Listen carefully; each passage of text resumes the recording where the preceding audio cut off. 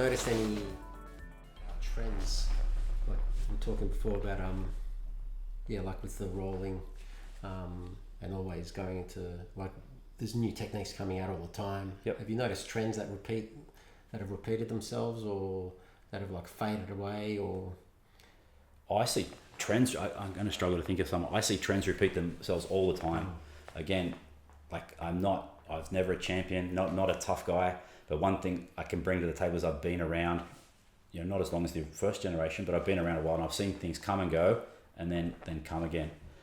So you see people like all of a sudden something's not popular and then it is popular. Like I remember when I first started Jiu-Jitsu, so I was late to the party, relatively speaking, but there was like the headline on Grappling magazine is "Will De La Riva ever make a comeback?" That was the headline.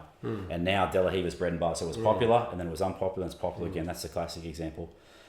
But the other thing is, almost in a lot of cases, it's ridiculous. Like how the right thing to do is the polar opposite. Like the way leg locks is probably the most obvious example. Like the way we used to turn is the exact wrong way to turn, to defend the heel hook. And it's in half guard, the way we're turning, in the way we're turtling, the way we're attacking the back, the way we're escaping back. If I had to see myself teach something 5 years ago, I'd say that guy is completely wrong. But it may come to be that we go full circle, or the other thing is we put strikes back in, and all of a sudden the wrong way becomes the right way again. Yeah, the right way becomes the wrong way, which becomes the right way again. Yeah. So I never speak in absolutes now, because over the one thing has happened to me many times over my jiu-jitsu journeys, I've had to go back to the drawing board.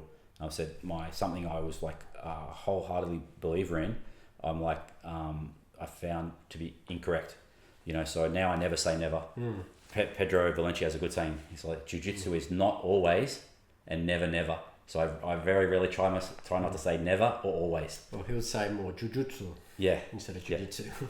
Very smart guy, but he's a really good time. It may be from his father, Grandmaster, but I found so many times I've said that is wrong, that is right, and now I go to my current understanding. That's the way I would do it. Because I've been wrong so many times. It's crazy. Yeah, well, that's sort of the evolution of the sport, of the art, of everything. It's like, what's the context? What's the situation? Never say never. And that's the answer depends on the context. Where are you? Who are you? Who are you with? Who are they? What's happening? And even in self-defense, like the wrong thing to do is the right thing to do.